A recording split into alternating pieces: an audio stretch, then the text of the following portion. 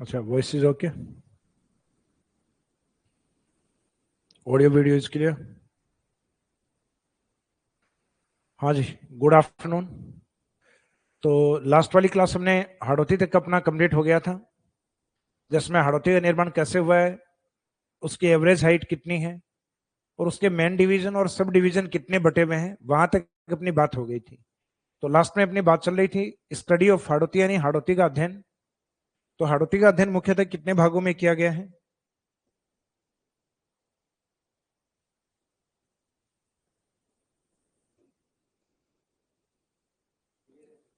Study of Hadoti.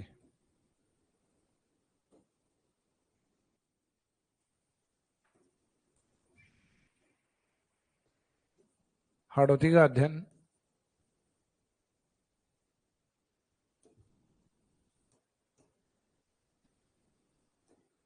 तो अध्ययन की दृष्टि से हाड़ौती को मुख्यतः दो भागों में बांटा गया।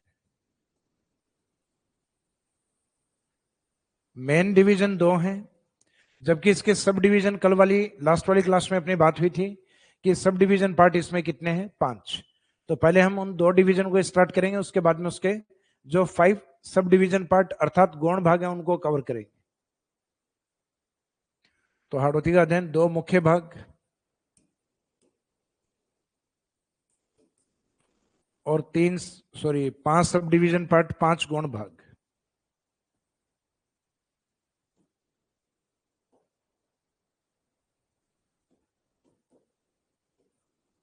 टू मेन डिवीजन पार्ट, दो मुख्य भाग और 5 गौण भागों में इसको विभाजित किया गया।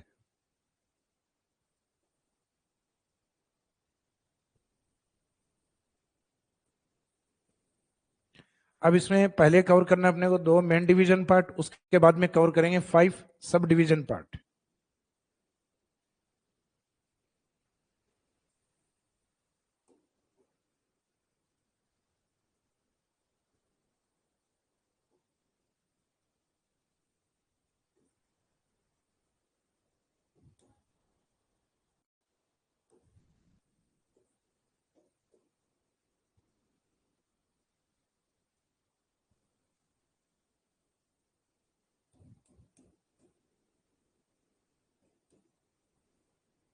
हाड़ौती के गौण भाग,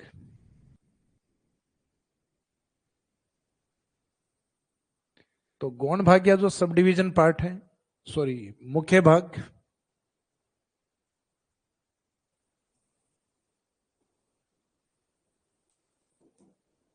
तो मुख्य भाग में लास्ट में अपनी जो बात हुई थी, एक तो हाड़ौती के दक्षिण की तरफ पठारी भाग है जिसको बोला गया है दक्कन लावा पठार, डेक्कन लावा प्लेट्यू अर्थात दक्कन लावा पठार। और एक बचा हुआ जो भाग है विंध्यन माउंटेन का हिस्सा जो हाड़ौती की तरफ फैला हुआ है, उसको नाम दिया गया विंध्यन कगार, विंध्यन कगार अर्थात विंध्यन स्कारप्लैंड।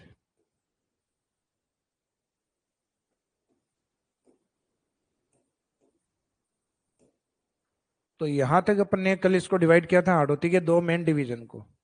जैसा कि सब डिवीजन वाला पार्ट है वो अपना अलग है, यानी जो गौण भाग है वो 5 भाग है। अब ये हाड़ौती के अकॉर्डिंग कहाँ लोकेटेड है, कहाँ स्थित है, तो इनकी लोकेशन को हम देखते हैं।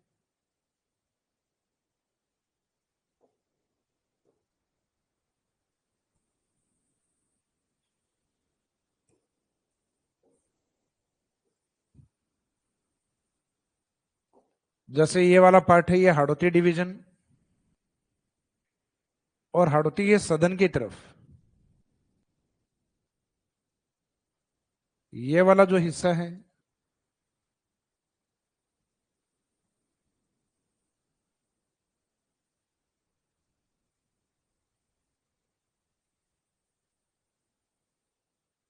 जो वैसे देखा जाए तो मध्य प्रदेश के मालवा पठार का हिस्सा है। वैसे हाड़ौती में मालवा पठार का उत्तरी विस्तार है ये। तो ये मालवा पठार का जो उत्तरी विस्तार है वो हाड़ौती के नीचे की तरफ है। तो हाड़ौती ये दक्षिण की तरफ है तो इसको नाम दिया गया दक्कन। दक्कन का मीनिंग होता है दक्षिण। और ये लावे से बना हुआ पठार है तो इसका मीनिंग है डेक्कन लावा प्लेट्यू, दक्कन लावा पठार।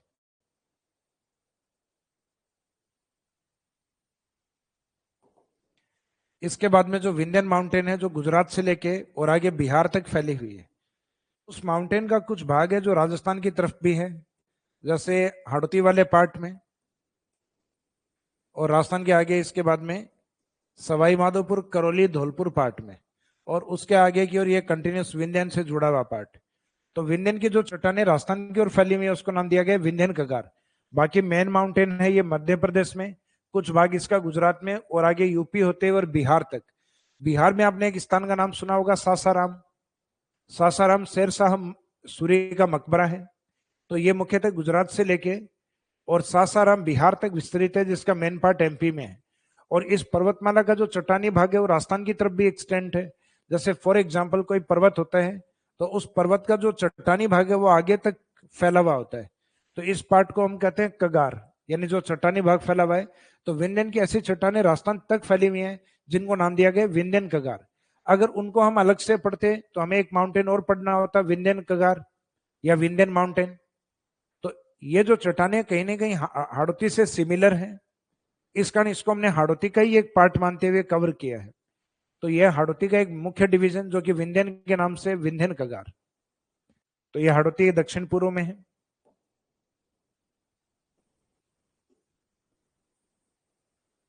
तो ये वाला जो पार्ट है,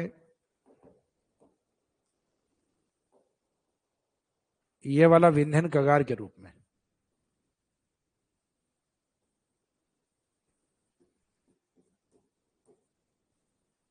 विंध्यन कगार के रूप में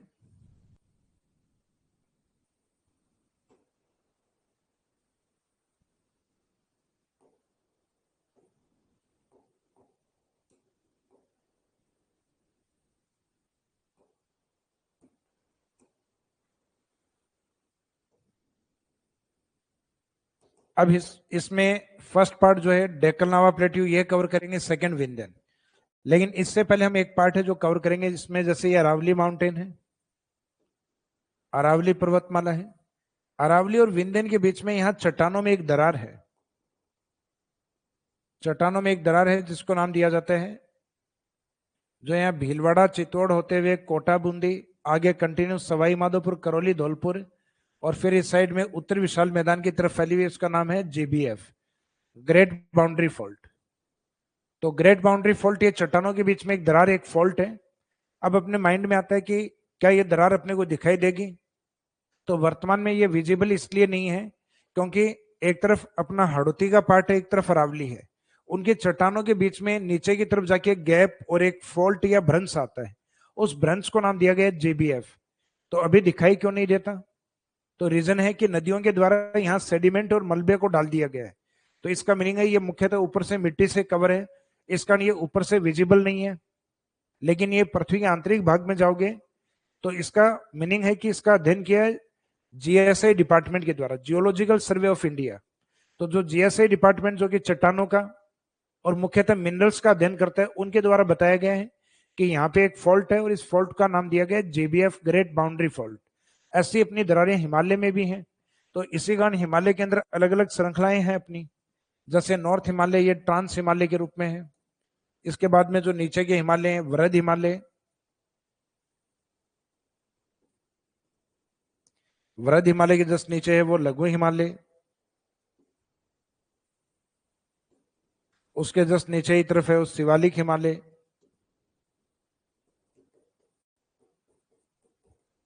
शिवालिक हिमालय। तो इनके बीच में ये वाले जो गैप हैं, जैसे बीच वाला ये एमसीटी के रूप में है, मेन सेंट्रल थ्रस्ट।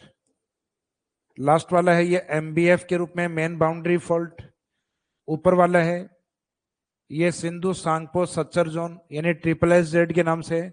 तो इस तरीके से इसमें ये अलग अलग भ्रंश बने हुए हैं। तो जैसे कि मेरे हाथ में 4 अंगुलियां हैं, तो ये 4 इसलिए हैं क्योंकि इनके बीच में 3 गैप हैं। तो हिमालय की 4 श्रृंखलाएं इसलिए हैं क्योंकि उनके बीच में चट्टानों के बीच में गैप रहे, उनके निर्माण काल, उनके फॉर्मेशन टाइम पीरियड में गैप रहा है। तो वो गैप मुख्यतः उन चट्टानों के माध्यम से पता लगता है कि जो 2 हिमालय उन दोनों की जो चट्टानें वो अलग अलग प्रकार की हैं। यानी एक का टाइम पीरियड पुराना है और एक चट्टान है उसके बाद में न्यू फॉर्मेशन वाली अर्थात नवीन निर्माण वाली है। इस कारण उन दोनों चट्टानों के बीच में जो गैप माना गया है टाइम पीरियड के अकॉर्डिंग, या मुख्यतः जो मलबा है उसके टाइम पीरियड के एज के अकॉर्डिंग, तो उसको हमने कुछ ब्रांचों में डिवाइड किया हुआ है। तो उसी तरीके से अरावली और हाड़ौती है, उनके बीच में भी एक गैप माना गया है, उसको नाम दिया गया ग्रेट बाउंड्री फॉल्ट। अब हिमालय वाला एक फॉल्ट या ब्रंश है जो राजस्थान के ब्रंश से मिलता जुलता है। ग्रेट का मीनिंग होता है महान, तो राजस्थान वाला ग्रेट बाउंड्री फॉल्ट अर्थात महान सीमांत भ्रंश, जबकि हिमालय में जो लास्ट वाला जो दिखाई दे रहा है एमबीएफ, इसको कहा जाता है मेन बाउंड्री फॉल्ट।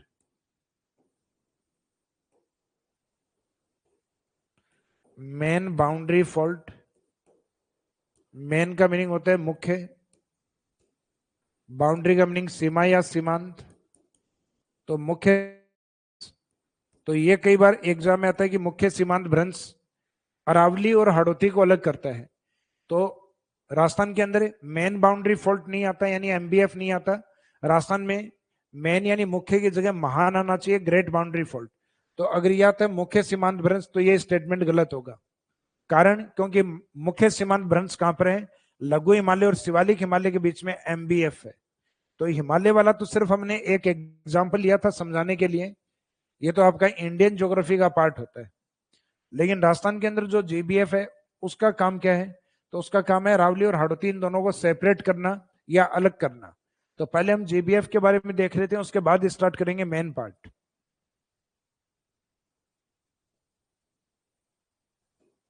तो जीबीएफ ग्रेट बाउंड्री फॉल्ट, ग्रेट यानी महान, ग्रेट बाउंड्री फॉल्ट महान सीमांत भ्रंश।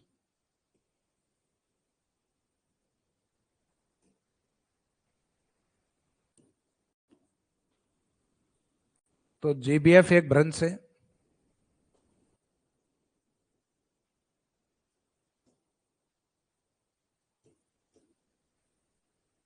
जीबीएफ इज ए फॉल्ट, जीबीएफ एक भ्रंश है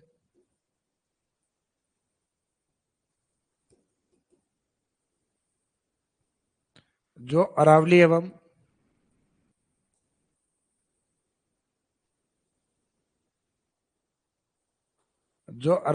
हाड़ौती को अलग करता है।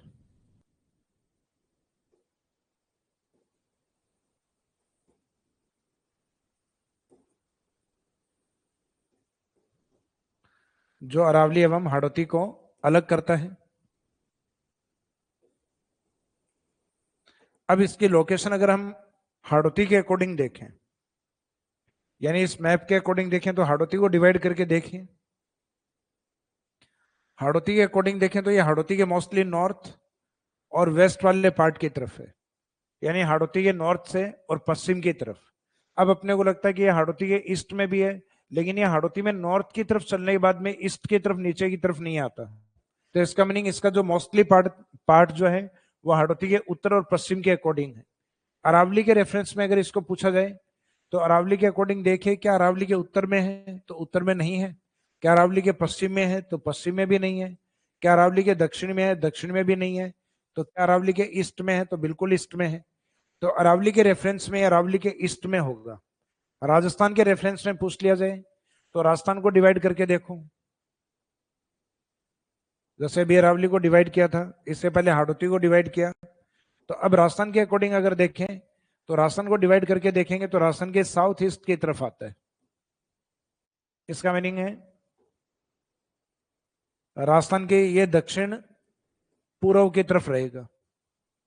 तो ये अलग अलग रेफरेंस में कई बार एग्जाम में अलग अलग लिखा जाता है कि राजस्थान के दक्षिण पूर्व में है तो बिल्कुल सही है, या हाड़ौती के उत्तर पश्चिम में है तो भी सही है, या अरावली के पूर्व में है तो भी सही है। इसका मीनिंग अलग अलग फिजिकल डिवीजन या भौतिक प्रदेश के अकॉर्डिंग इसकी डायरेक्शन अलग अलग चेंज होगी। तो इसको हम यहाँ थ्योरेटिकल पार्ट में लिख सकते हैं कि एक तो कहाँ किसके बीच में है, तो माउंटेन और प्लेट्यू के बीच में, यानी पर्वत और पठार के बीच में। तो अरावली हम हाड़ौती के को अलग करता है या के मध्य स्थित है। जो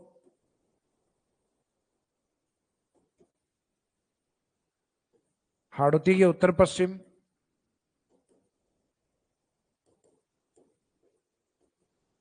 तो हाड़ौती के रेफरेंस में पूछा है तो हाड़ौती के उत्तर पश्चिम, या अरावली के पूर्व,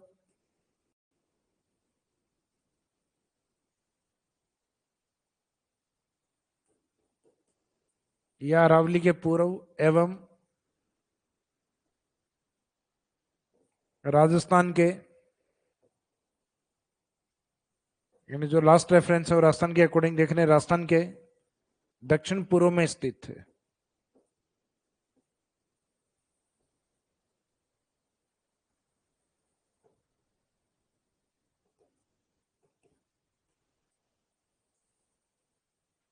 राजस्थान के दक्षिण पूर्व में स्थित।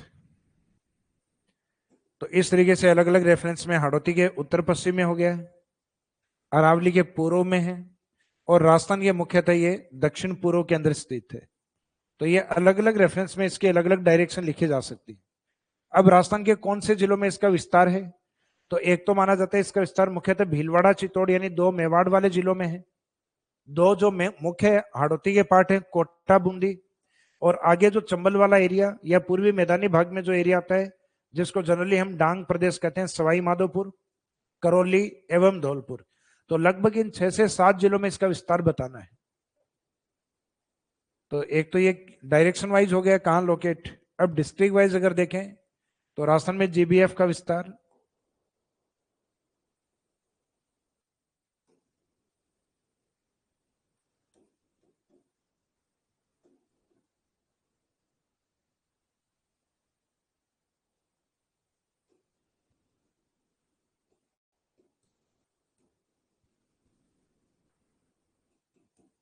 राजस्थान में जीबीएफ का विस्तार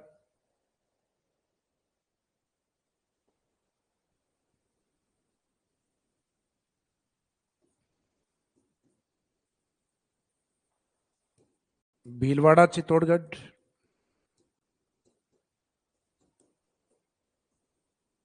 भीलवाड़ा चित्तौड़गढ़, फिर कोटा बूंदी,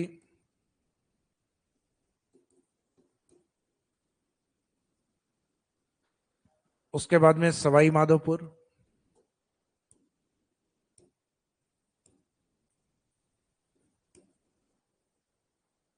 सवाई माधोपुर,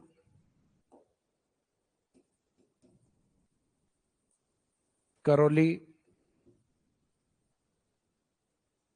एवं धौलपुर में है। तो ये हो गए मुख्यतः डांग एरिया, ये हो गए दोनों हाड़ौती कोटा बूंदी, और ये दो मेवाड़ क्षेत्र। कुछ जगह इसमें हाड़ौती के और ये जिले देके पूछते हैं किस जिले में नहीं है, और इसमें इन्हीं जिलों में से ऑप्शन सारे इसी में से दिए जाते हैं कई बार, और उसमें भीलवाड़ा को नहीं माना जाता। अगर by chance as it is कोई क्वेश्चन आ जाता है तो अपने को भी भीलवाड़ा को नहीं मानना। बाकी कुछ ऑथेंटिक बुक में भीलवाड़ा को लिया हुआ है, हो सकता है कि कुछ बुक में नहीं लिखा हुआ, इस कारण इन्हीं में से ऑप्शन देके पूछ लिया कि जिले में नहीं है। तो जहां भीलवाड़ा नहीं है उसमें आंसर मान लिया भीलवाड़ा को। लेकिन geological survey of India GSI department की जो रिपोर्ट है उसमें भी भीलवाड़ा शामिल है, और कुछ ऑथेंटिक बुक्स और भी हैं जिसमें भीलवाड़ा को शामिल किया हुआ है।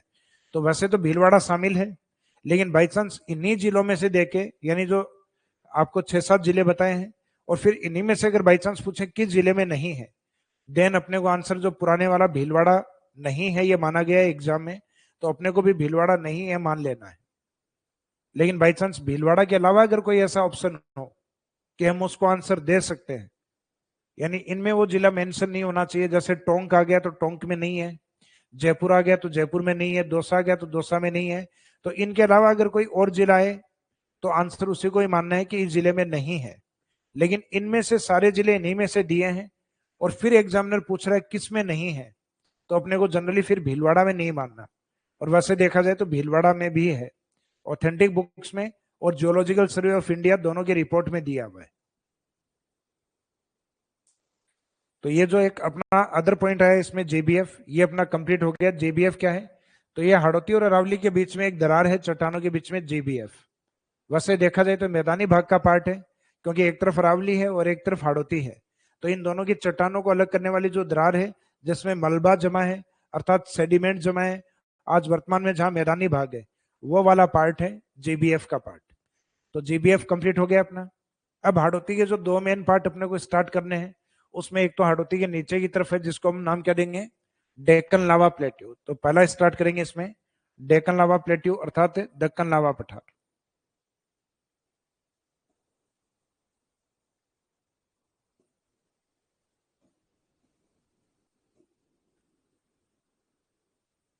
डेक्कन लावा प्लेट्यू, दक्कन लावा पठार।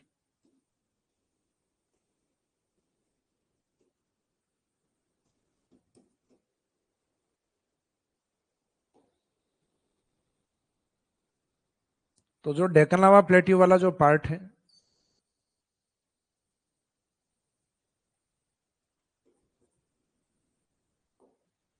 हाड़ौती के सदन की तरफ, और वैसे मालवा के अकॉर्डिंग देखा जाए तो मालवा के उत्तर के अंदर। तो दोनों रेफरेंस में लिखेंगे अपन।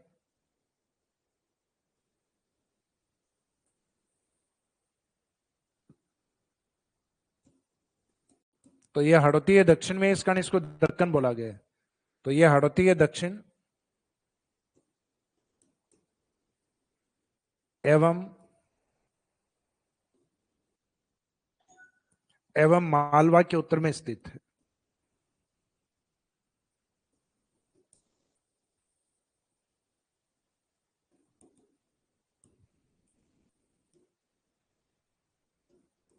एवं मालवा के उत्तर में स्थित।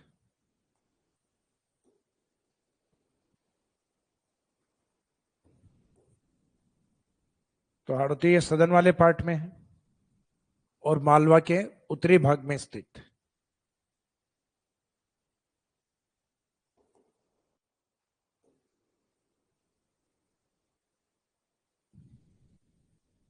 तो ये तो मालवा के रूप में विस्तार हो गया उत्तरी भाग, हाड़ौती के अकॉर्डिंग दक्षिणी भाग। राजस्थान में यह मुख्यतः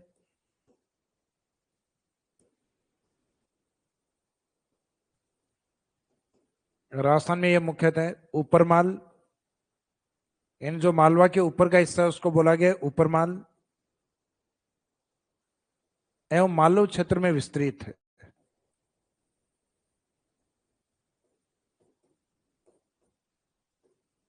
राजस्थान में मुख्यतः ऊपर माल एवं मालव क्षेत्र में, मालव क्षेत्र में विस्तृत है।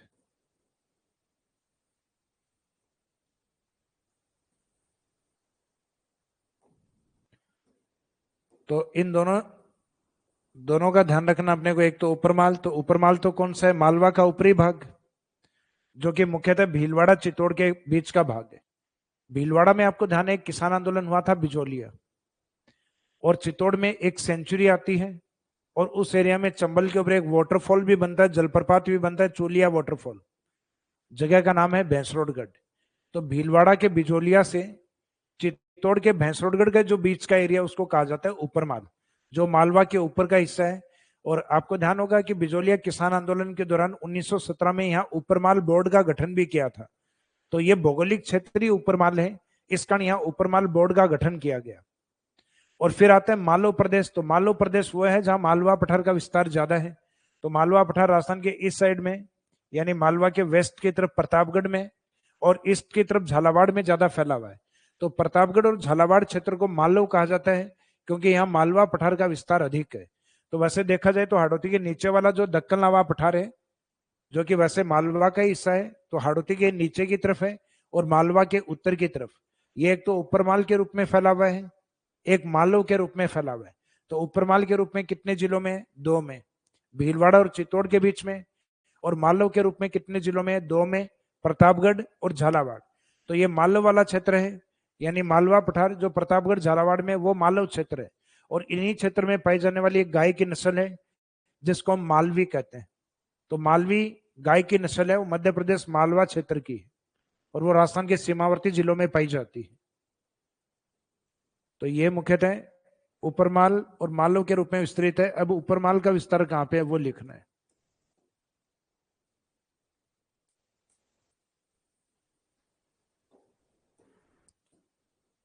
तो ऊपरमाल वाला हिस्सा है ये भीलवाड़ा के,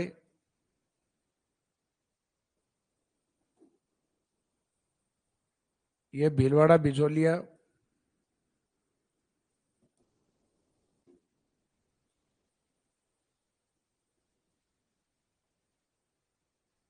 ये भीलवाड़ा बिजोलिया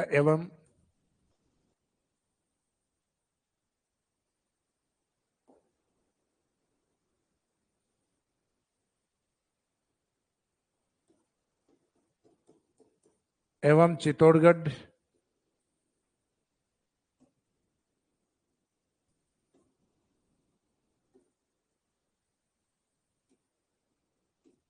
एवं चित्तौड़गढ़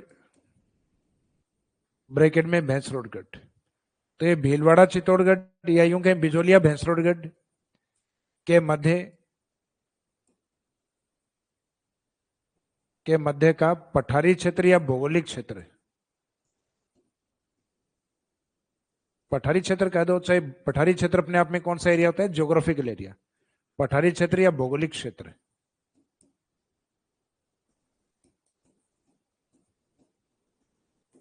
तो इसमें क्वेश्चन ये बन सकता है कि मुख्यतः ऊपरमाल का पठार कहाँ स्थित है, तो डिस्ट्रिक्ट के अकॉर्डिंग आएगा तो मेवाड़ वाले दो जिले आ जाएंगे, भीलवाड़ा चित्तौड़। स्थान के नाम आएंगे तो स्थान आएगा भीलवाड़ा का बिजोलिया और चित्तौड़गढ़ का भैंसरोडगढ़। तो बिजोलिया से भैंसरोडगढ़ का एरिया। और वैसे भी बिजोलिया किसानों का आंदोलन था, और किसानों से जुड़ा हुआ पशु कौन सा होता है, भैंस। तो किसानों का आंदोलन स्थान यानी बिजोलिया, और उससे जुड़ा हुआ जो पशु यानी भैंस, तो भैंसरोडगढ़ के बीच के पठारी क्षेत्र को नाम क्या दिया जाता है, ऊपरमाल का पठार। तो ऊपरमाल इसलिए क्योंकि मालवा के ऊपर का भाग है। तो एक तो ये जो डेक्कन लावा प्लेट्यू है, दक्कन लावा पठार, ये इस एरिया में फैला हुआ है ऊपरमाल। और दूसरा पार्ट आता है उसका मालव के अंदर। तो मालव का मीनिंग क्या है, तो राजस्थान में मालव का मीनिंग है प्रतापगढ़ और झालावाड़ को मालव कहा जाता है क्योंकि यहाँ मालवा पठार का विस्तार है। प्रतापगढ़ एवं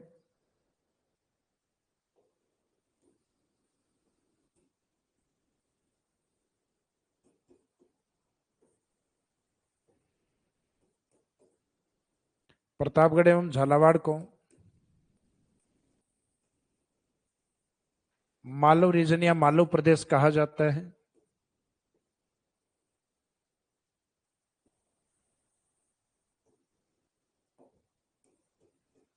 Pratapgarh and Jhalawar are known as Malwa region. Malwa Pradesh कहा जाता है क्योंकि यहां मालवा पठार का विस्तार है।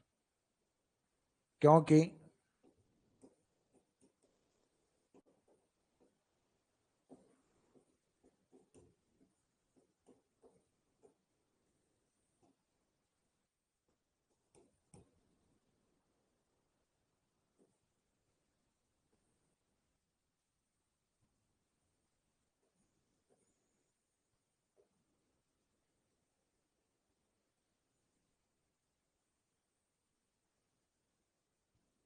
क्योंकि यहां मालवा पठार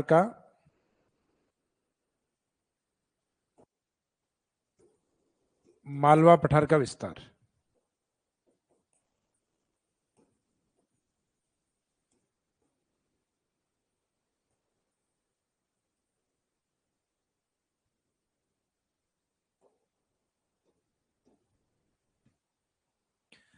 तो ये इसमें ध्यान रखना कि मालवा पठार का विस्तार है, इसी कारण इसका मालवा से मिलता जुलता नाम है मालव प्रदेश।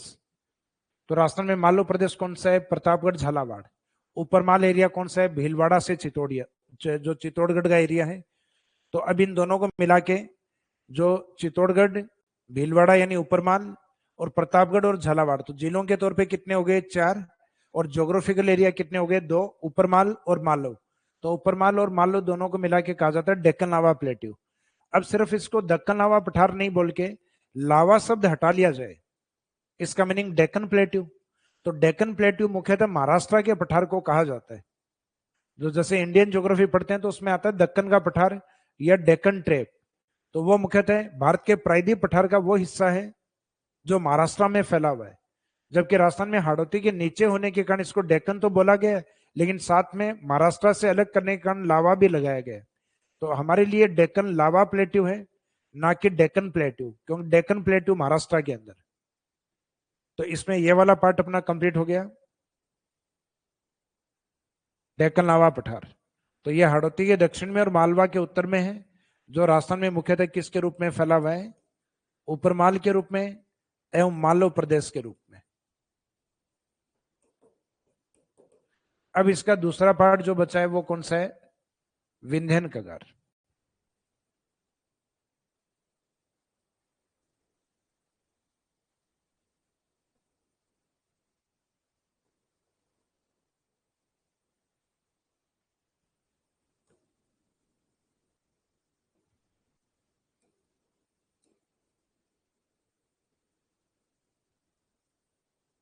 नेक्स्ट है विंध्यन कगार।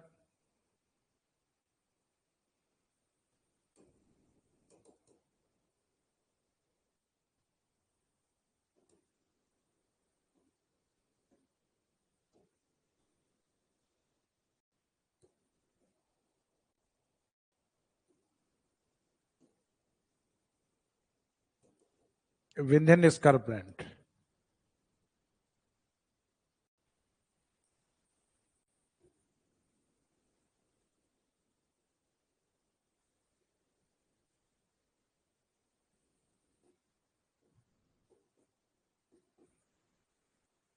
यह हाड़ौती के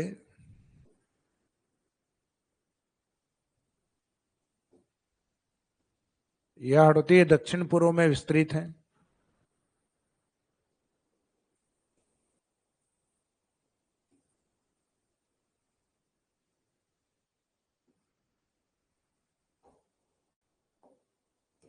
क्योंकि इस बार मैप में अगर आप देखो तो ये मुख्यतः हाड़ौती के रेफरेंस में अगर लिखा जा रहा है तो हाड़ौती से यहां से डिवाइड करके देखोगे तो मुख्यतः ये हाड़ौती के साउथ और ईस्ट में है, यानी हाड़ौती के दक्षिण में भी है और हाड़ौती के ईस्ट में फैला हुआ आगे इस साइड में बिहार तक। तो हाड़ौती के रेफरेंस में हाड़ौती के दक्षिण पूर्व में है, दक्षिण पूर्व में विस्तृत है। राजस्थान में इसका विस्तार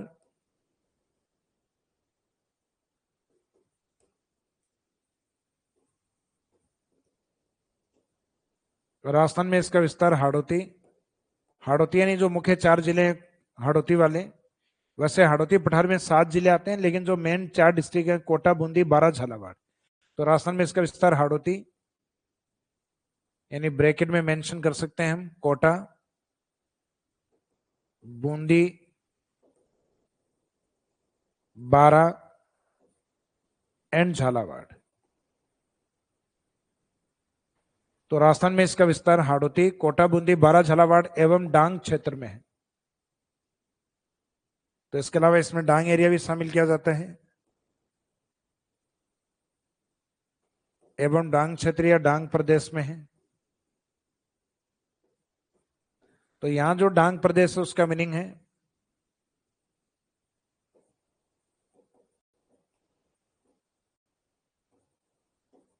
सवाई माधोपुर, करौली एंड राजस्थान का जो पूर्वी जिला आता है धौलपुर।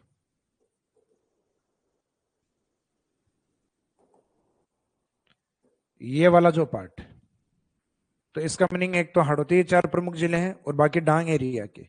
तो अपने को मुख्यतः 7 जिले काउंटिंग में वैसे याद नहीं रखने, 7 जिले अपने को याद रखने हाड़ौती के 4 मुख्य जिले यानी कोटा, बूंदी, बारा, झालावाड़। उसके अलावा अपने को 3 जिले डांग एरिया वाले यानी सवाई माधोपुर, करौली, धौलपुर। अब इस विंध्यन चट्टानों के अंदर कुछ विशेष प्रकार के स्टोन या पत्थर या यूं कहें खनिज पाए जाते हैं। तो विंध्यन की प्रमुख चट्टाने या खनिज कौन कौन से हैं? तो एक तो इस साइड में पाया जाता है बलुआ पत्थर, जिसको हम सैंड स्टोन कहते हैं, तो हिंदी में भी आजकल सैंड स्टोन ही लिखा हुआ आता है। फिर है इसमें लाइम स्टोन अर्थात चूना पत्थर, करौली धौलपुर का जो पत्थर है जो कि रेड स्टोन के नाम से लाल पत्थर, और कोटा का जो पत्थर है उसको हम कोटा स्टोन ही बोलते हैं। तो ये कुछ पत्थर वाले खनिज या ये जो चट्टाने जो विंध्यन में पाई जाती है। तो एक तो विंध्यन का विस्तार बताना है हाड़ौती के रेफरेंस में कि हाड़ौती के दक्षिण पूर्व में है, जिसमें मुख्यतः हाड़ौती, कोटा, बूंदी, बारा, झालावाड़, उसके अलावा कुछ डांग एरिया जिसमें सवाई माधोपुर, करौली एंड धौलपुर डिस्ट्रिक्ट। इसके बाद में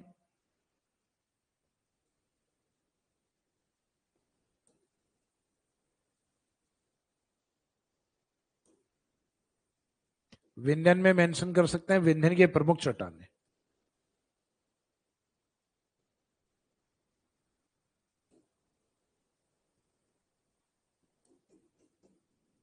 विंध्यन के प्रमुख चट्टाने या खनिज।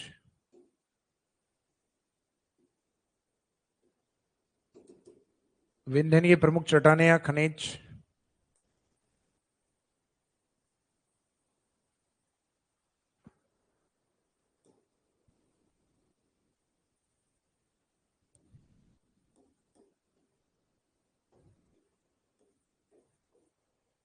तो विंध्यन के प्रमुख चट्टानों में जो मेन रॉक्स हैं उसमें एक तो सैंडस्टोन,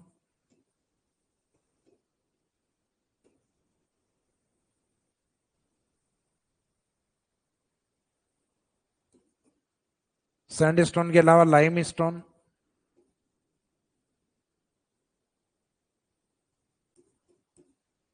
लाइमस्टोन यानी चूना पत्थर, red stone and Kota stone. यानी इसमें बलुआ पत्थर है, चूना पत्थर,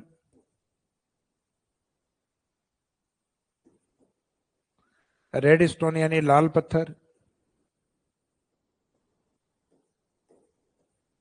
लास्ट में कोटा स्टोन। कोटा स्टोन यानी कोटा स्टोन या जिसको कोटा पत्थर भी कहते हैं। अब इनमें सर्वाधिक पाई जाने वाली चट्टान कौन सी है? तो आंसर रहेगा बलुआ पत्थर या सैंडस्टोन। ये विंध्यन कगार में पाई जाने वाली प्रमुख चट्टान है। राजस्थान की ओर मुख्यतः इसमें मानी जाती है सर्वाधिक सैंडस्टोन या बलुआ पत्थर। बाकी मध्य प्रदेश की ओर इसमें मुख्यतः लाइमस्टोन भी खूब पाया जाता है, यानी चूना पत्थर की मात्रा भी अच्छी पाई जाती है। तो ये कुछ प्रमुख चट्टानें या एज ए मिनरल्स के तौर पे इनको कंसिडर किया जा सकता है, क्योंकि ये जो चट्टान है ये अपने आप में खनिज भी है, ये अपने पत्थर वाले खनिज है, अर्थात स्टोन मिनरल्स के रूप में इनको हम मान सकते हैं। तो ये हो गई अपनी रॉक्स और मिनरल्स ऑफ विंध्यन, विंध्यन की प्रमुख चट्टान और खनिज। तो इसके साथ अपने हाड़ौती के जो दो मेन पार्ट थे वो दोनों कंप्लीट हो गए। एक तो उसके नीचे का दक्कन लावा पठार और एक विंध्यन का राजस्थान में फैला हुआ हिस्सा विंध्यन कगार के नाम से। तो विंध्यन कगार भी मुख्यतः दो क्षेत्रों में, जिसमें हाड़ौती और डांग एरिया, और डेक्कन लावा प्लेट्यू अर्थात दक्कन लावा पठार भी दो एरिया में था, ऊपरमाल और एक मालूब क्षेत्र में। अब इसके बाद में हाड़ौती के जो बचे हुए भाग हैं वो हाड़ौती के गौण भाग। तो गौण भाग हाड़ौती के कितने हैं? 5।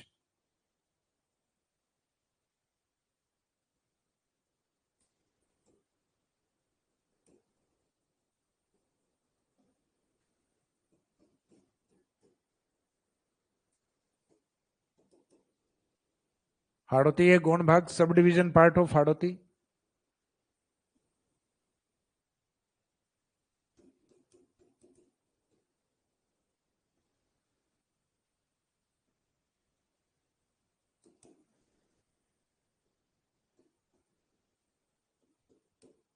अब ये हाड़ौती के गौण भाग हैं, कुछ बुक्स में पुरानी में 3 भी दिए हुए हैं, हिंदी ग्रंथ अकादमी इनको लिखती है 5। हालांकि एच.एस. शर्मा जो यूनिवर्सिटी में चलती है, राजस्थान यूनिवर्सिटी में, वो 3 लिखते हैं। तो हम तो मैक्सिमम के अकॉर्डिंग पढ़ के चलते हैं, क्या बाई चांस 5 पूछ लिए जाए। हालांकि कभी पूछे नहीं गए ये, इनमें से क्वेश्चन आते हैं लेकिन ये काउंटिंग नहीं पूछे जाते कि 3 है या 5। तो दोनों ही सही है। वैसे कुछ बुक्स इसमें 3 में कवर कर लेती हैं, कुछ इसको 5 में कवर करते हैं। तो अपन जो मैक्सिमम है उसमें लेके चलेंगे, हिंदी ग्रंथ अकादमी की जो बुक है उसके अकॉर्डिंग। तो ये फैक्ट एग्जाम में नहीं आएगा 3 है या 5। आपकी इच्छा है वो करके आ जाओ, 5 करने की इच्छा है 5 कर दो, क्योंकि क्वेश्चन अगर ऐसा फैक्ट वाला आता है तो डिलीट होगा फिर।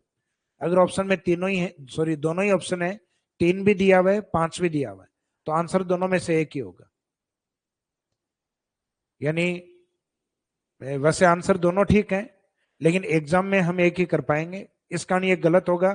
यानी एग्जाम में इसको बाद में डिलीट करना पड़ेगा, क्योंकि ऑथेंटिक सोर्स आपके एच.एस. शर्मा की बुक भी है यूनिवर्सिटी वाली, जो राजस्थान यूनिवर्सिटी में चलती है, और बेस आपका जो हिंदी ग्रंथ अकादमी है, जो गवर्नमेंट का पब्लिकेशन है, वो भी उसका बेस है।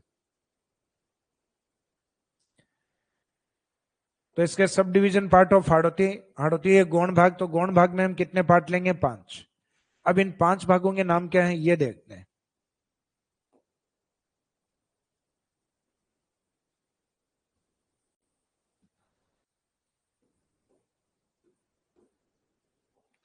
अब इन 5 भागों में एक पार्ट आता है अर्धचंद्राकार पहाड़ी,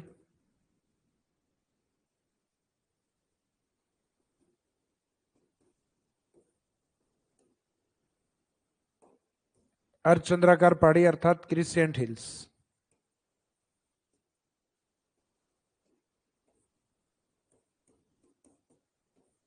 क्रिसेंट हिल्स वाला पार्ट। दूसरा पार्ट आता है इसमें अर्धचंद्राकार पहाड़ियों के बाद में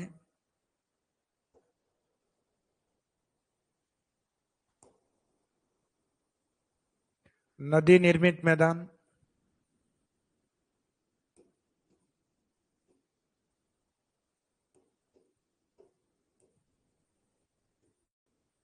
नदी निर्मित मैदान,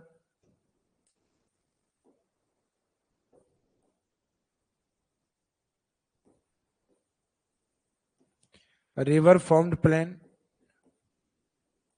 यानी ऐसे मैदानी भाग जिसका फॉर्मेशन किसने किया, नदियों ने, तो रिवर फॉर्म्ड प्लेन, नदी निर्मित मैदान। इसके अलावा हाड़ौती के पूर्व में शाहाबाद उच्च भूमि, जो कि बारा की तरफ है।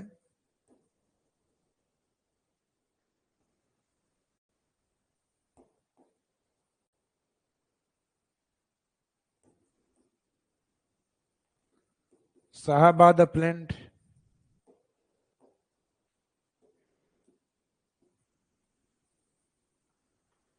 इसके अलावा झालावाड़ की तरफ फैला हुआ कुछ भाग जिसको मुख्यतः झालावाड़ पठार, झालावाड़ प्लेट्यू या झालावाड़ पठार, और बचा हुआ एरिया जो झालावाड़ का है वो मुख्यतः डग गंगधार,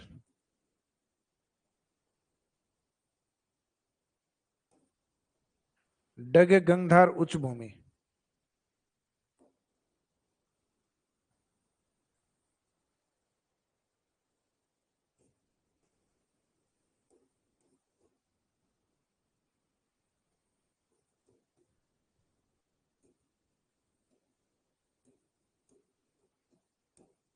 डग गंगधार अपलैंड,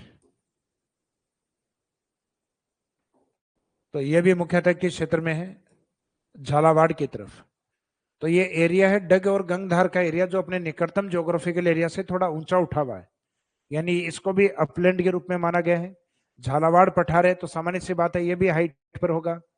तो इसमें कुछ भाग हैं जो कॉमन है लगभग सभी बुक में, वो दिए हुए आपके अर्धचंद्राकार पहाड़ी, शाहाबाद उच्च भूमि और डग गंगधार।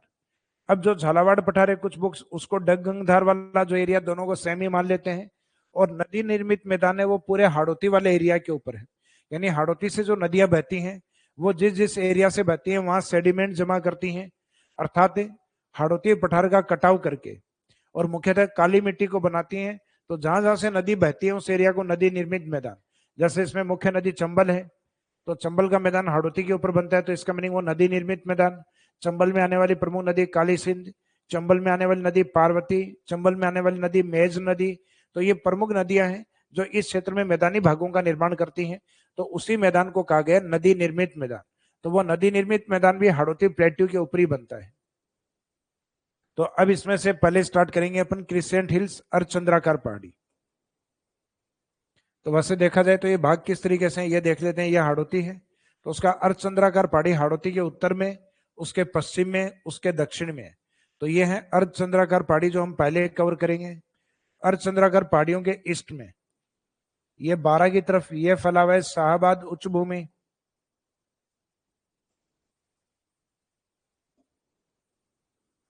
शाहाबाद उच्च भूमि। इसके बाद जो झालावाड़ वाला पार्ट है उसके दक्षिण पश्चिम में फैला हुआ है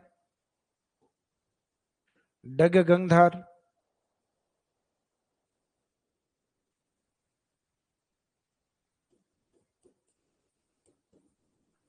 डग गंगधार उच्च भूमि।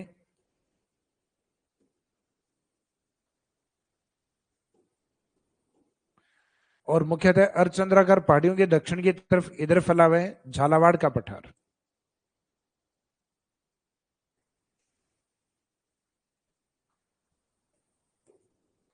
झालावाड़ प्लेट्यू। तो ये स्टार्टिंग में इधर लिखा था, ये था अर्धचंद्राकार पहाड़ी।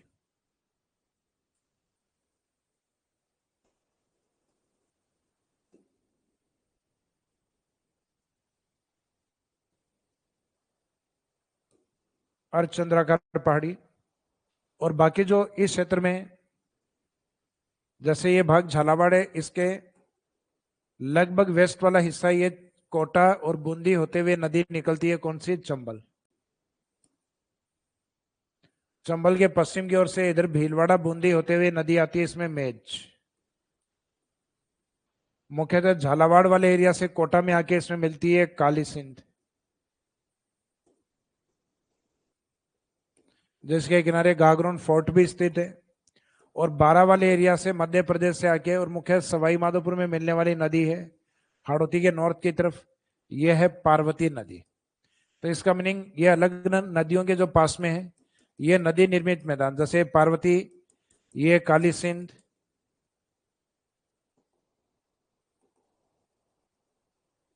ये काली सिंध के पास में काली सिंध का मैदान, ये वाला मुख्यतः चंबल मुख्य नदी का मैदान, और इसके लेफ्ट की ओर से ये मेज नदी का मैदान। तो ये अलग अलग नदियों के मैदान हैं, इनको बोला गया है हाड़ौती के अंदर नदी निर्मित मैदान, अर्थात रिवर फॉर्म्ड प्लेन। तो हम इसमें अब हाड़ौती के नॉर्थ, उसके वेस्ट और उसके साउथ, तो इसका मीनिंग उत्तर, पश्चिम और दक्षिणी मैदान जो भाग है उसको पढ़ेंगे अर्धचंद्राकार पहाड़ियों के रूप में। तो ये अर्धचंद्राकार पहाड़ियां हाड़ौती क्षेत्र में है, जिनका अगर 3 जिलों में देखें तो बूंदी में विस्तार ज्यादा है। फिर बूंदी के बाद में एक कोटा झालावाड़ की तरफ भी फैली हुई है, जहां मुकुंदरा के नाम से है। तो इसमें पहला जो पार्ट है वो अर्धचंद्राकार पहाड़ी।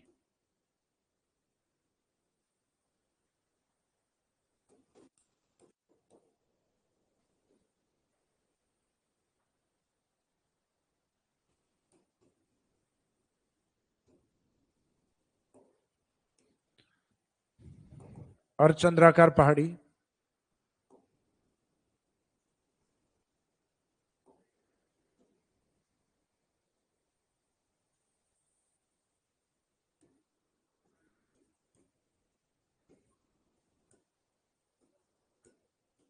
Crescent hills.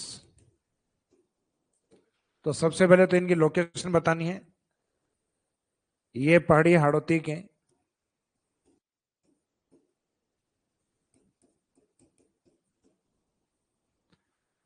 के उत्तर,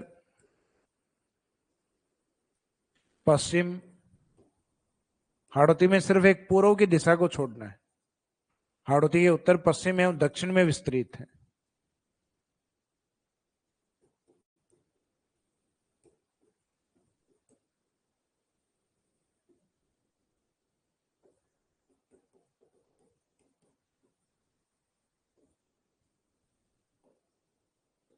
यह मुख्यतः हाड़ौती के उत्तर, पश्चिम एवं दक्षिण में विस्तृत है। तो ये वाला पार्ट आएगा इसमें। ये क्रिसेंट हिल्स के रूप में, अर्धचंद्राकार पहाड़ियों के रूप में है। ये पहाड़ियां हाड़ौती के उत्तर, पश्चिम एवं दक्षिण में विस्तृत है। ये पहाड़ियां मुख्यतः बूंदी हिल्स और मुकुंदरा पहाड़ियों के रूप में फैली हुई है। तो हाड़ौती के अकॉर्डिंग डायरेक्शन पूछे तो पूर्व को छोड़ के बाकी सब बता देनी है। हाड़ौती के नॉर्थ, वेस्ट एंड साउथ। अब ये कौन सी पहाड़ियों के रूप में फैली हुई है? ये पहाड़ियां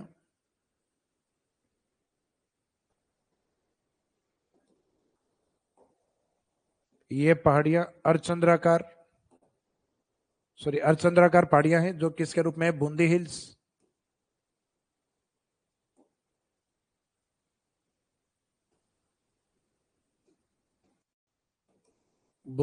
और मुकुंदरा हिल्स के रूप में फैली हुई है।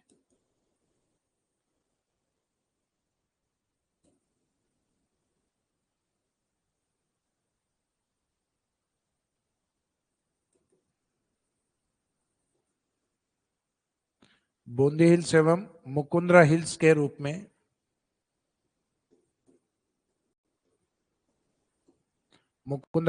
में विस्तृत है, या मुकुंदरा हिल्स के रूप में फैली हुई है।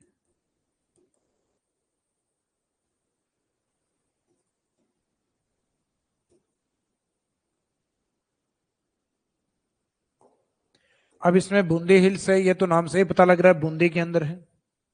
तो ये क्वेश्चन तो एग्जाम में नहीं आएगा। अब ऐसा कोई क्वेश्चन नहीं आएगा जो जिले के नाम से पहाड़ियां और जिला का नाम दिया गया, जैसे जयपुर की पहाड़ियां कहाँ है? जयपुर में है। अजमेर की पहाड़ियां कहाँ है? अजमेर में है। तो बूंदी की पहाड़ियां भी कहाँ मिलेंगी? बूंदी के अंदर। अब नाम बूंदी होता है और मिलती है जैसलमेर में, तब तो क्वेश्चन आ सकता है, लेकिन ऐसा नहीं है, बूंदी पहाड़ियां बूंदी में ही है। लेकिन दूसरा ये अच्छा क्वेश्चन है कि मुकुंदरा की पहाड़ियां, तो मुकुंदरा हमारे कोई जिला नहीं है, तो ये पहाड़ियां फैली हुई है कोटा झालावाड़ के अंदर। तो पहले इसमें हम कवर करेंगे बूंदी हिल्स के पहाड़ियां। These hills are extend as Bundi hills and Mukundara hills. ये पहाड़ियां Bundi hills and Mukundara hills के रूप में फैली हुई हैं। तो इसके अंदर पहला पार्ट अपना बूंदी हिल्स।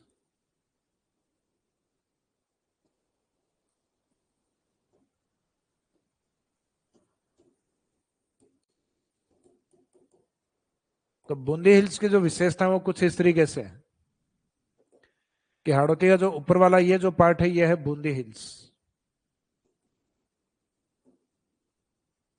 बूंदी हिल्स का पार्ट। अब ये जो बूंदी हिल्स वाला ये ऊपर वाला जो पार्ट है इसमें ड्यूल माउंटेन आती है, यानी दोहरी पर्वत श्रृंखला आती है, इस तरीके से फैली हुई है। इसकी जो टोटल लेंथ या लंबाई होती है वो 96 किलोमीटर है,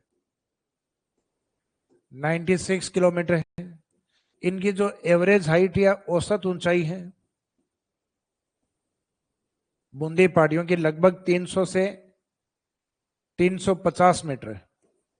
अगर इनके बीच का कोई डेटा यूज करें तो भी ठीक है, क्योंकि ये तो स्केल है 300 से 350, 320 से 350 तो भी ठीक है, 330 से 350 तो भी ठीक है। तो लगभग ये 300 से 350 मीटर है। और इसमें एक ऊंची चोटी आती है बूंदी पहाड़ियों में, और उस ऊंची चोटी का नाम है सतूर, जो लगभग 353 मीटर हाइट पर बूंदी के अंदर स्थित। तो ये इसमें दो तीन फैक्ट याद रखने की, बूंदी हिल्स दोहरी पर्वत श्रेणी है कि Bundi hills is extend as dual mountain, कि ये दोहरी पर्वतमाला या पर्वत श्रेणी के रूप में फैली हुई है। तो बूंदी हिल्स की विशेषता में तो ये तो बताने की आवश्यकता नहीं कि ये बूंदी में है, तो लोकेशन के अकॉर्डिंग है।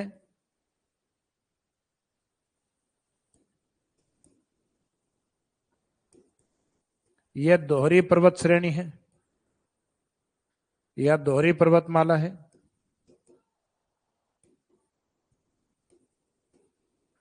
Dual mountain series.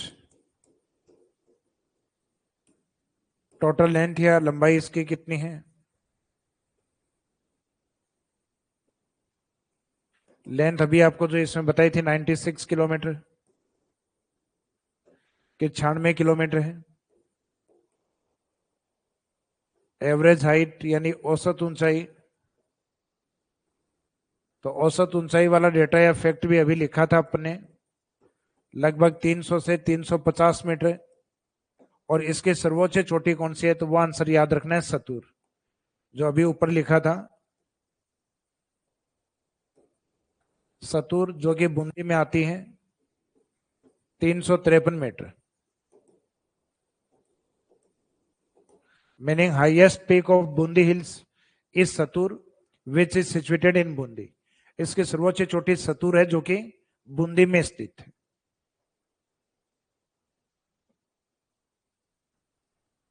इसके बाद में बूंदी के जो जस्ट नीचे का जो हिस्सा है वो आता है मुख्यतः मुकुंदरा हिल्स के रूप में, यानी अर्धचंद्राकार पहाड़ियों का दूसरा पार्ट।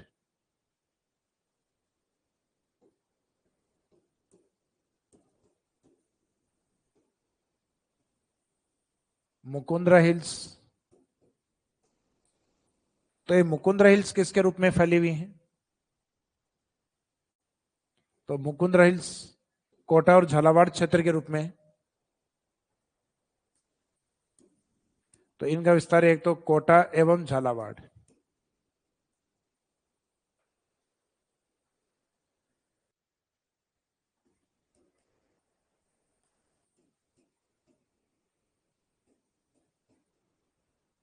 तो इनका विस्तार कोटा एवं झालावाड़ में है। इन दोनों में से मुख्य जिला अगर माना जाए आंसर रहेगा कोटा।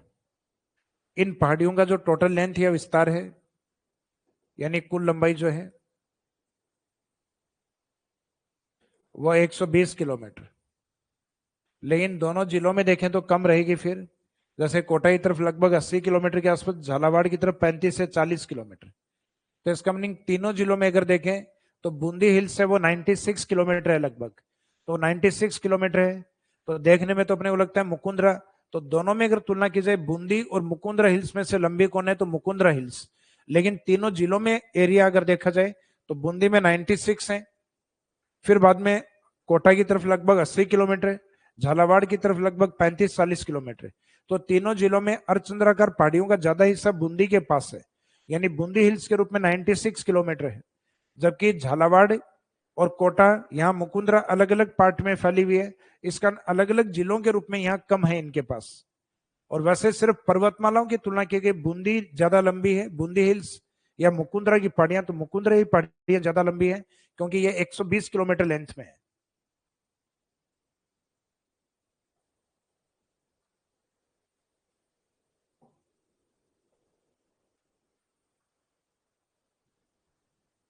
ऑनलाइन स्टूडेंट में कि सर लैपटॉप में कोर्स तो ओपन हो रहा है, लाइव क्लास भी चल रही है, लेकिन रिकॉर्डेड जो क्लासेस हैं वो नहीं चल रही, उनका कुछ सॉल्यूशन कीजिए। तो बिल्कुल मैं बात करता हूँ टेक्निकल टीम से कि पुराने वाली जो क्लासेस हैं उनका किस तरीके से क्या चलेंगे, इनके ऊपर बात करेंगे अपन कल कल की क्लास में, क्योंकि टेक्निकल नॉलेज भी मेरा मेरा आपसे भी शायद कम है। तो एक बार पूछ के और उसके बाद में बात करेंगे इसके बारे में। तो इसमें Mukundara hills extend in Kota and Jhalawar in total length 120 kilometre, कितनी लंबाई में 120 किलोमीटर। इसमें जो एक एवरेज हाइट आती है, औसत ऊंचाई जो आती है, एवरेज हाइट या औसत ऊंचाई इनकी 335 से लेके लगभग 503 मीटर, जिसमें सर्वोच्च चोटी आती है चंदवाड़ी झालावाड़। यह ध्यान रखना क्योंकि यह हाड़ौती की सर्वोच्च चोटी है।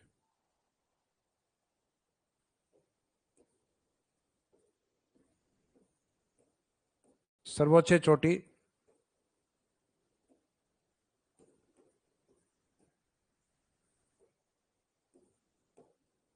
चंदवाड़ी 517 मीटर। यह झालावाड़ की तरफ है, तो यह ध्यान रखिए इसमें। तो मुकुंदरा की सबसे ऊंची चोटी चंदवाड़ी और हाड़ौती की सबसे ऊंची चोटी, तो भी सेम आंसर रहेगा चंदवाड़ी। तो इसको अलग से भी लिख लेते हैं, ये तो इसके रेफरेंस में, मुकुंदरा के रेफरेंस में लिखा है हमने, अलग से इसको नोट में मेंशन कर देंगे कि चंदवाड़ी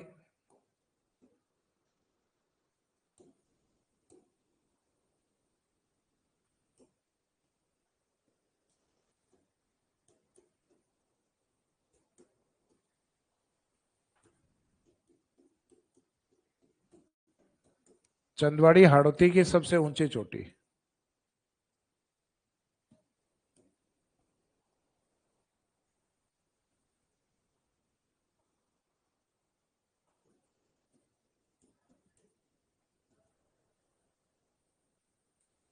हाड़ौती की सर्वोच्च चोटी है, हाड़ौती की सबसे ऊंची चोटी। हाइट जो अभी आपको मैंने बताई थी कि it's total height is 517 metre, लगभग 517 मीटर मीटर यूनिट में, ये ध्यान रखना है इसमें।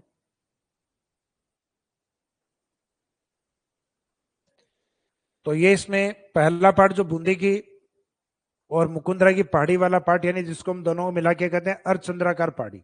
तो अर्धचंद्राकार पहाड़ी हाड़ौती के किस भाग में, नॉर्थ में, वेस्ट में और उसके साउथ में। तो ये मुख्यतः हाड़ौती के उत्तर, पश्चिम, दक्षिण यानी पूर्व को छोड़ा है केवल अपन ने। और मुख्यतः कौन सी पहाड़ियों के रूप में फैली हुई है, तो बूंदी में बूंदी हिल्स और कोटा झालावाड़ में मुकुंदरा हिल्स। बूंदी की ओर मुख्य और ऊंची चोटी सतूर है जो लगभग 353 मीटर है, जबकि मुकुंदरा की पहाड़ियों में ऊंची चोटी आती है चंदवाड़ी, जो कि हाड़ौती की भी सबसे ऊंची चोटी है 517 मीटर। अब दूसरा भाग इसके सब डिवीजन में था अपना नदी निर्मित मैदान।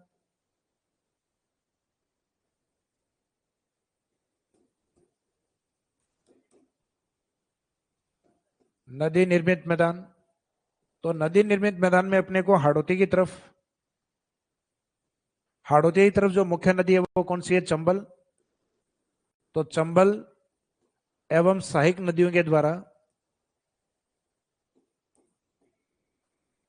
एवं सहायक नदियों के द्वारा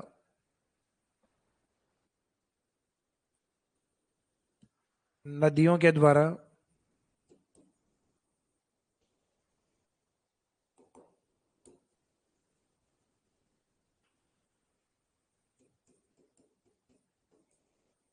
सहायक नदियों द्वारा हाड़ौती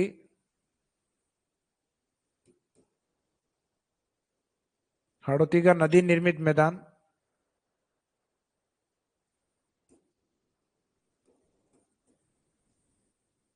हाड़ौती का नदी निर्मित मैदान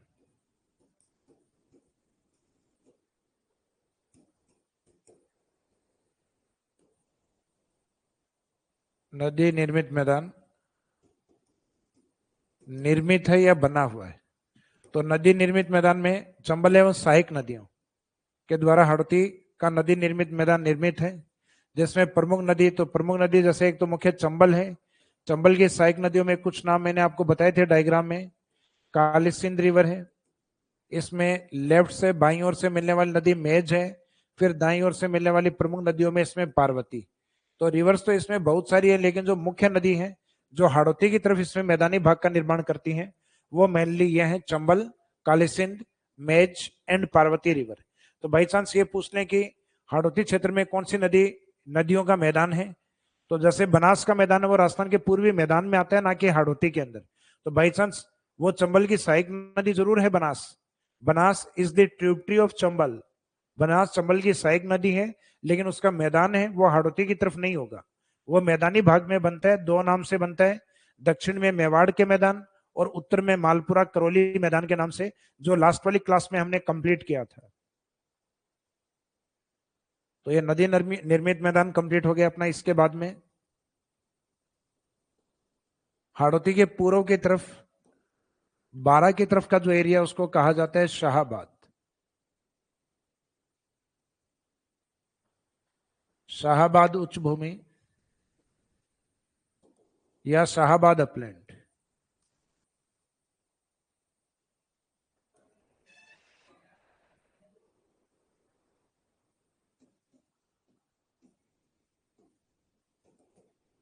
शाहाबाद अपलैंड। तो ये जो शाहाबाद अपलैंड वाला एरिया है ये इन अर्धचंद्राकार पहाड़ियों के पूर्व का पार्ट जो कि बारा में फैला हुआ है।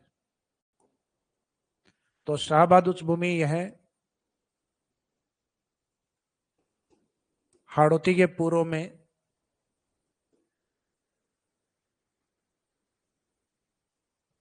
हाड़ौती के पूर्व में बारा में विस्तृत।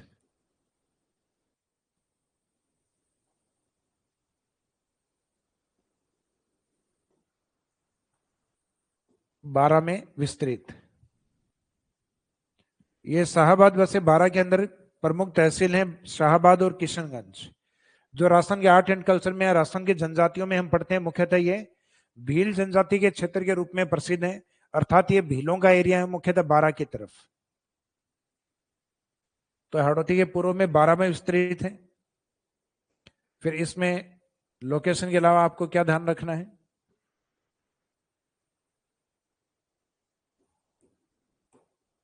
यहां घोड़े के नाल जैसी पहाड़ी विस्तृत है।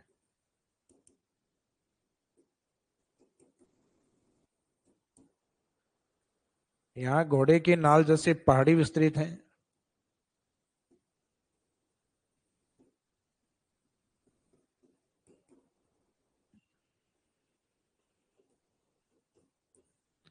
घोड़े के नाल जैसी पहाड़ी विस्तृत है, अर्थात इस प्रकार की पहाड़ियां हैं बारा की तरफ घोड़े के नाल जैसी। और घोड़े के नाल जैसा जिला कहां पर है, तो घोड़े के नाल जैसा जिला किसको माना गया है, जिला माना गया है चित्तौड़गढ़ को। जबकि घोड़े के नाल जैसी पहाड़ियां बारा के अंदर है, तो यहां घोड़े के नाल जैसी पहाड़ी विस्तृत है, जिनको कहा जाता है horse shoe type, horse shoe type hills,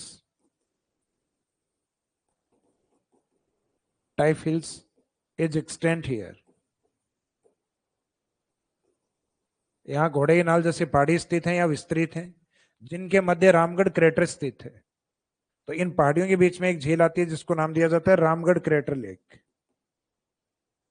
जिनके मध्य रामगढ़ क्रेटर झील स्थित है।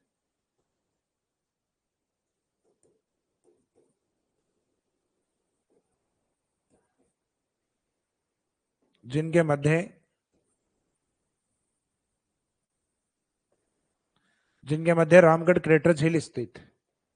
तो मीनिंग है कि Ramgarh crater lake covered by these hills, ये वो झील है जिसको यूनेस्को ने अपनी जियो हेरिटेज साइट अर्थात भू विरासत स्थल में शामिल किया है। हालांकि ये विशेषता जब आगे झील पढ़ते हैं तो जनरली हम वहां लिखते हैं, लेकिन फिर भी याद रखिएगा कि Ramgarh crater lake is listed in Jio heritage site of UNESCO. तो यूनेस्को की भू विरासत स्थलों में सूचीबद्ध है अर्थात शामिल की गई है।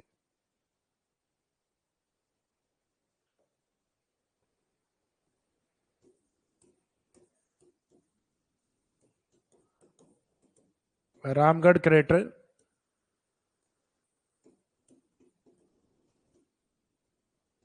यूनेस्को की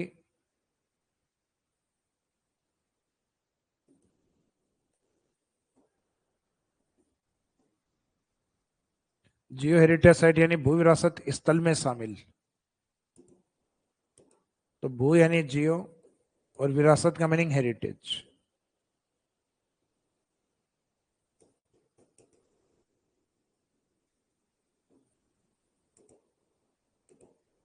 तो रामगढ़ क्रेटर यूनेस्को की भू विरासत स्थल जियो हेरिटेज साइट में शामिल है। और यह क्षेत्र मुख्यतः नेक्स्ट विशेषता में यह क्षेत्र अपनी एक ऊंची पहाड़ी के कारण भी प्रसिद्ध है। तो यहां सर्वोच्च चोटी जो होती है शाहबाद उच्च भूमि में, तो हाइट तो अधिक नहीं है, इसका हाइट या फैक्ट याद कर रखने की आवश्यकता नहीं है, लेकिन चोटी का नाम याद रख सकते हो कि इसमें शाहबाद में ऊंची चोटी कस्बा थाना है। कस्बा, कस्बा क्या क्या लगाना है, थाना, कस्बा थाना। तो यहां सर्वोच्च चोटी कस्बा थाना।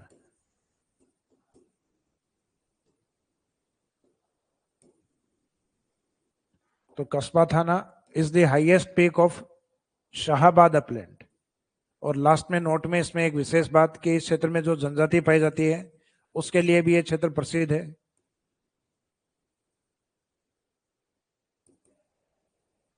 यहां मुख्यतः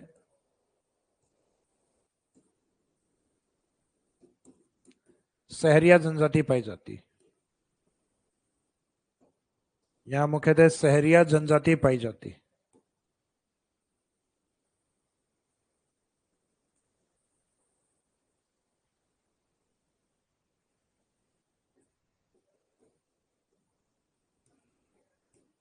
यहां मुख्यतः शहरिया जनजाति पाई जाती है।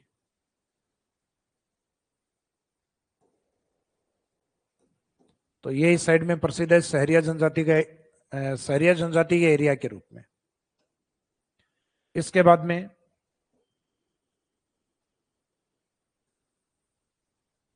ये 3 पार्ट कंप्लीट हो गए। इसमें 2 गौण भाग हैं जिसमें एक डगंधार और एक झालावाड़ पठार।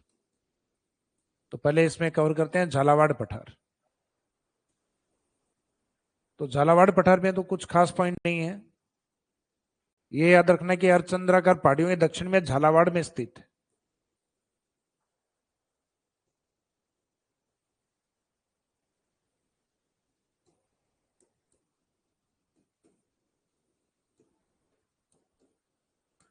अर्धचंद्राकार पहाड़ियों के दक्षिण में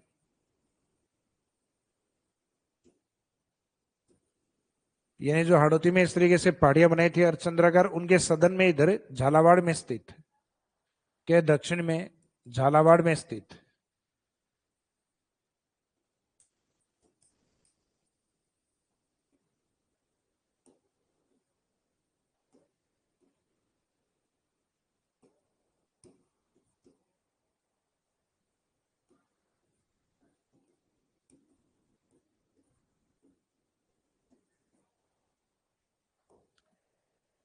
तो it's situated to the south, to the southern part of crescent hills या क्रिस्टियन सेफ हिल्स।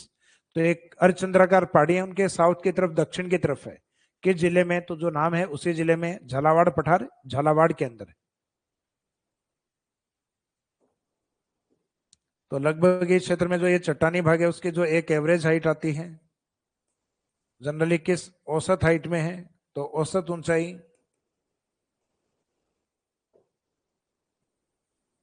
जैसे अर्धचंद्राकार पहाड़ी आती है उनकी 300 से 350, और यह है लगभग 300 से 450।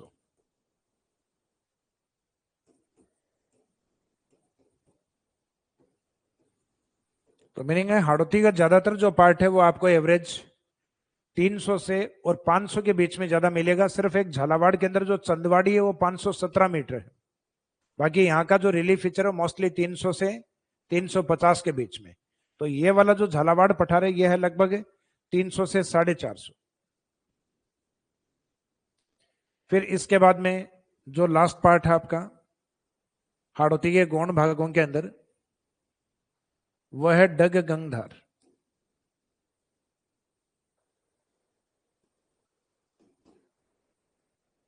डग गंगधार उच्च भूमि,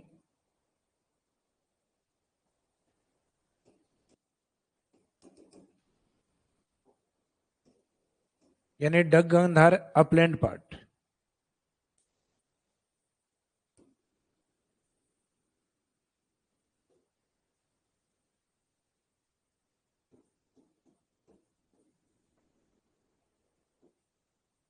डग गंगधार अपलैंड, तो डग गंगधार अपलैंड का जो मीनिंग है कि डग गंगधार उच्च भूमि है।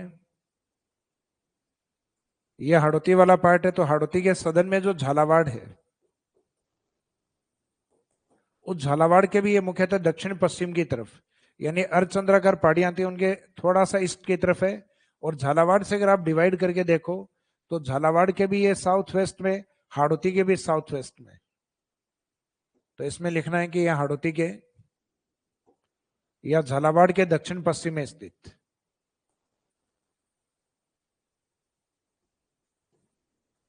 डग गंगधार पठार, या यह पठार या यह उच्च भूमि,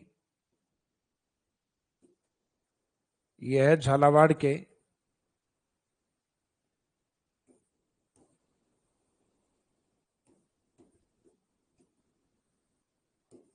दक्षिण पश्चिम में स्थित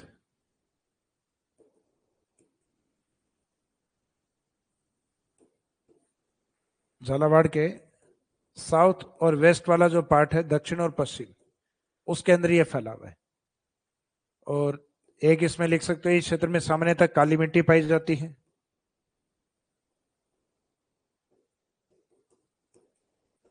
तो काली मिट्टी, क्योंकि इसमें कैरेक्टरिस्टिक्स कम है लिखने को, तो लिखने को लिख सकते हो इस क्षेत्र में मुख्यतः काली मिट्टी पाई जाती है। और काली मिट्टी में आपको ध्यान है मुख्यतः एक तो सोयाबीन का उत्पादन अच्छा है, एक मसाले वाली फसलें अच्छी उत्पादित होती हैं। तो उन फसलों के बारे में लिखा जा सकता है कि इसमें सोयाबीन और मसाले वाली फसलें अधिक उत्पादित होती हैं। अगर क्रॉप्स के बारे में लिखना चाहो, बाकी फसल वाला टॉपिक अपने अलग से भी आता है। तो black soil is mostly extent here, यहाँ काली मिट्टी अधिक विस्तृत है या काली मिट्टी अधिक पाई जाती है। और चंबल मुख्यतः झालावाड़ वाला जो पार्ट है, और जो झालावाड़ पठार डग गंगधार उनके पश्चिम से चंबल बहती है। तो अभी थोड़ी देर पहले डायग्राम में मैंने चंबल को इस तरीके से बताया था। तो इनके रेफरेंस में चंबल पश्चिम में होती है। तो चाहे झालावाड़ के देखोगे तो भी पश्चिम में है, डग गंगधार के देखोगे तो भी पश्चिम में है। तो इसके साथ अपने हाड़ौती के जो 5 गौण भाग थे वो भी कंप्लीट हो गए। अब हाड़ौती में लास्ट एक छोटा सा पार्ट है, इंपोर्टेंस ऑफ हाड़ौती। तो अब हम देखते हैं हाड़ौती के महत्व क्या है।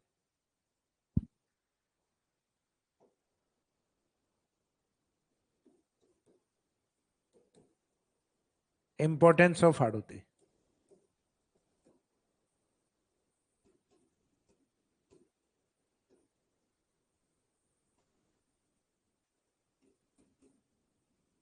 तो हाड़ौती के महत्व में एक तो जैसे मैदानी भागों में हमने पढ़ा था जनघनत्व, तो एक तो एज इट इज वही आएगा पॉपुलेशन डेंसिटी।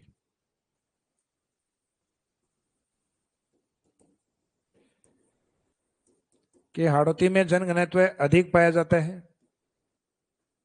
जनघनत्व अधिक पाया जाता है। तो इसमें भी रीजन यही होगा कि यहाँ उपजाऊ मिट्टी पाई जाती है। लेकिन यहाँ उपजाऊ मिट्टी के रूप में किसको मानना है? काली मिट्टी को। आपको ध्यान होगा कि मैदानी भागों में अपने उपजाऊ की जगह लिखा था सर्वाधिक उपजाऊ, क्योंकि सर्वाधिक उपजाऊ हम कहते हैं जलोढ़ मिट्टी को।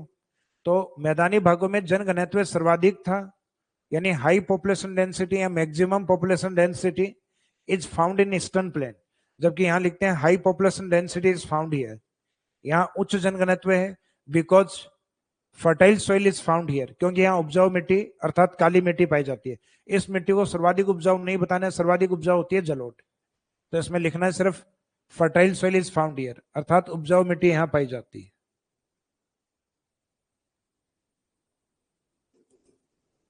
तो फर्टाइल सॉइल के रूप में यहाँ कौन सी है? Black soil. फिर दूसरा पॉपुलेशन डेंसिटी, बाद में कृषि उत्पादकता,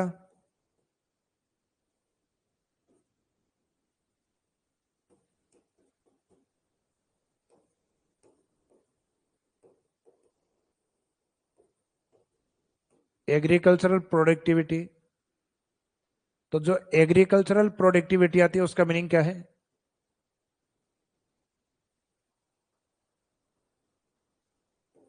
तो एग्रीकल्चर प्रोडक्टिविटी का मीनिंग होता है कि भले ही आपके पास एरिया कम हो लेकिन आपका उत्पादन काफी बेटर है। तो यहाँ कृषि उत्पादकता उच्च या अधिक होती है। तो high agriculture productivity is found here because fertile soil is found here, region ऊपर वाला ही रहेगा। यहाँ कृषि उत्पादकता उच्च होती है, तो मैदानी भागों में सर्वाधिक होती है, कारण क्योंकि वहां सर्वाधिक उपजाऊ मिट्टी थी। और यहाँ कृषि उत्पादकता उच्च है क्योंकि यहाँ उपजाऊ मिट्टी, तो सर्वाधिक उपजाऊ इसमें भी नहीं लिखना, क्योंकि एलुवियल सॉइल के बाद में दूसरी जो प्रमुख उपजाऊ मिट्टी वो काली होती है, लेकिन मोस्ट फर्टाइल सॉइल सर्वाधिक उपजाऊ मिट्टी होती है एलुवियल सॉइल, जलोढ़ मिट्टी जो मैदानी भागों में है। तो ये दो पॉइंट अपने जो मैदानी भाग है वैसे ही रिपीट है। फिर हाड़ौती के बारे में कहा जाता है, जो हाड़ौती क्षेत्र है उसमें मुख्यतः सतही जल अधिक होता है, क्योंकि चंबल और चंबल जैसी बड़ी नदियां हैं वहां। सतही जल अधिक, सतही जल का मीनिंग होता है ड्रेनेज वाटर या सरफेस वाटर।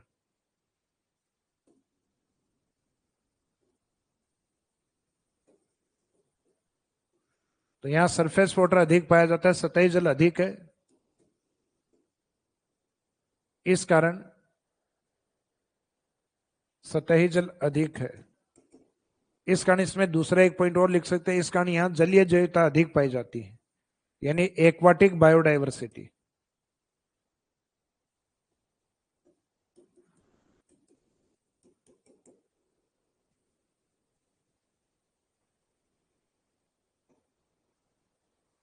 इस कारण यहां जलीय जैविकता अधिक पाई जाती है।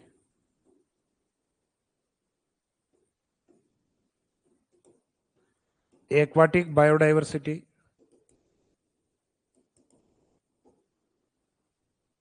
aquatic biodiversity is mostly found here.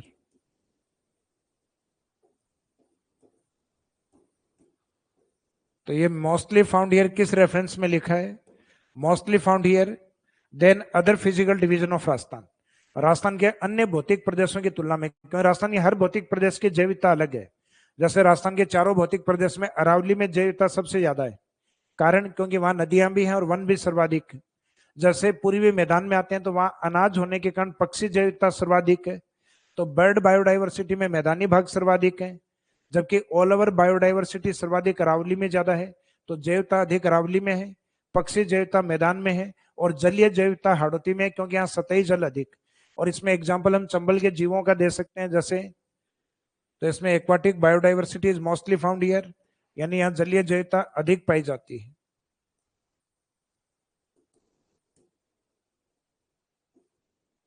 जलीय जैवता अधिक पाई जाती है, तो अधिक में एग्जाम्पल, जैसे एक तो चंबल वाले एग्जाम्पल में एलिगेटर यानी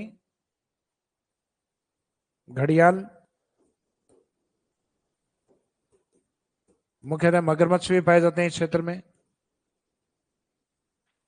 क्रोकोडाइल, कोटा की ओर मुख्यतः उदबिलाव भी होते हैं पानी के अंदर।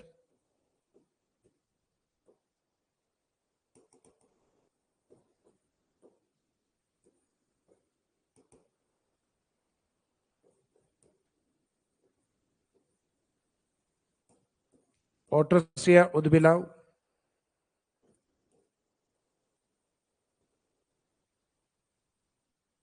तो घड़ियाल, मगरमच्छ, उदबिलाव,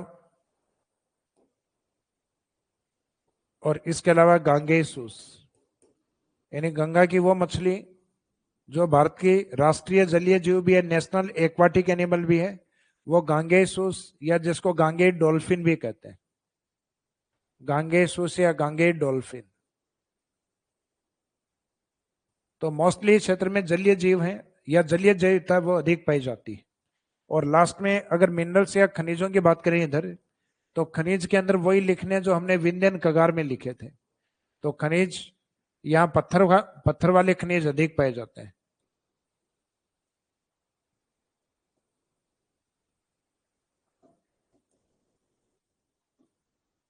पत्थर वाले खनिज अधिक पाए जाते हैं।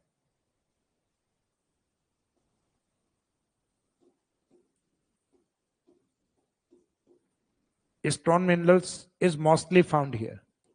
अब स्टोन मिनरल्स के रूप में, पत्थर वाले खनिज के रूप में, एक तो सैंडस्टोन या बलवा पत्थर, यानी जो विंध्यन कगार में लिखवाए थे वही रिपीट करने अपन। बलवा पत्थर, लाइम स्टोन या चूना पत्थर,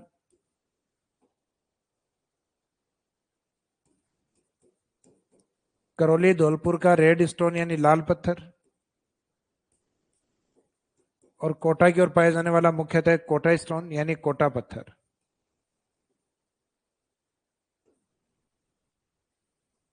कोटा स्टोन या कोटा पत्थर। तो ये सैंड स्टोन का मीनिंग या तो एज इट इज लिख दो सैंड स्टोन, इंग्लिश वाला शब्द, या हिंदी में इसको बलवा पत्थर भी कहते हैं। सैंड यानी बालू, तो बालू से बलवा पत्थर। तो ये हड़ौती में पाए जाने वाले प्रमुख खनिज हैं, जिसमें मोस्टली स्टोन या पत्थर है। तो इसी के साथ अपना जो हड़ौती का जो पार्ट है, अर्थात हड़ौती का जो मेन डिवीजन थे, जो 2 डेक्कन लावा प्लेट्यू और साथ में विंध्यन, वो कंप्लीट हो गए। और 5 उसके सब डिवीजन पार्ट, जिसमें अर्धचंद्राकार पहाड़ी, नदी निर्मित मैदान, 12 की तरफ शाहाबाद का मैदान जो हड़ौती के पूर्व में है, फिर हड़ौती के दक्षिण की तरफ या दक्षिण पश्चिम की तरफ डग गंगधार, और एक झालावाड़ का पठार। तो इस तरीके से 5 गौण भाग, और लास्ट में इंपोर्टेंस ऑफ हड़ौती। तो हड़ौती कंप्लीट होने के साथ ये आपका फिजिकल डिवीजन वाला टॉपिक कंप्लीट हो गया है। अब जो नेक्स्ट क्लास स्टार्ट होगी वो अपनी क्लाइमेट को लेकर, यानी जलवायु वाले टॉपिक। तो आज के इस सेशन को हम यहीं कंप्लीट करते हैं। Thank you.